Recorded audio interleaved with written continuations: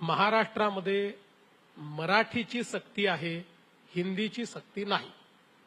Hindi optional आहे.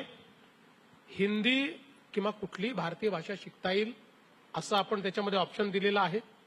मुळातच new education policy, नवीन शैक्षणिक धोरणाने 3 भाषेचं सूत्र दिलेलं आहे.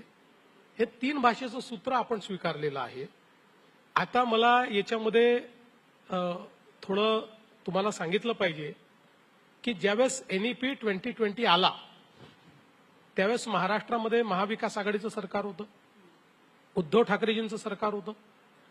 उद्धव ठाकरेजींच्या सरकारने याच्यावर अभ्यास करून नीती ठरवण्याकरता एक कमिटी तयार केली. त्या कमिटीचे अध्यक्ष माशेलकर साहेब होते.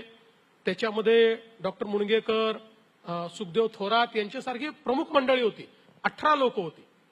या सगळ्यांनी एक रिपोर्ट तयार केला आणि तो रिपोर्ट 2021 साली उद्धवजींच्या सरकारला दिला. 2021 साली उद्धवजींच्या सरकारने तो स्वीकारला आणि तो स्वीकारल्यानंतर त्याच्यावर पुढची कारवाई झाली. हाच तो रिपोर्ट आहे की ज्या रिपोर्टमध्ये 3 भाषा सूत्र सांगितलेलं आहे आणि या रिपोर्टमध्ये स्पष्टपणे सांगितलेलं आहे की आम्ही तर सगळ्या भाषा अलाव केल्या, पण या रिपोर्टमध्ये अतिशय क्लिअर कट सांगितलंय की मराठी सोबत इंग्रजी आणि हिंदी सक्तीची करा.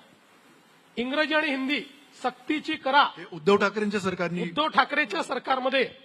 आणि त्यावेळेचा जर तुम्ही ज्यावेळेस त्यांना रिपोर्ट दिलेला आहे त्यावेळेच्या बातम्या जर आपण उचलून पाहिल्या तर उद्धव ठाकरेंनी सांगितलंय की वेगवेगळ्या भाषा शिकल्या पाहिजेत असं ते रिपोर्ट स्वीकारताना त्यांनी सांगितलेलं आहे. मुळामध्ये आता जर असा रिपोर्ट असताना आणि हे सगळे प्रमुख महाराष्ट्रातले, आता तुम्ही भालचंद्र मुणगेकर, डॉक्टर माशेलकर, सुखदेव थोरात यांना महाराष्ट्रद्रोही ठरवणार आहे?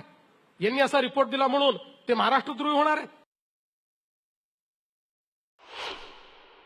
महाविकास आघाडी सरकार असताना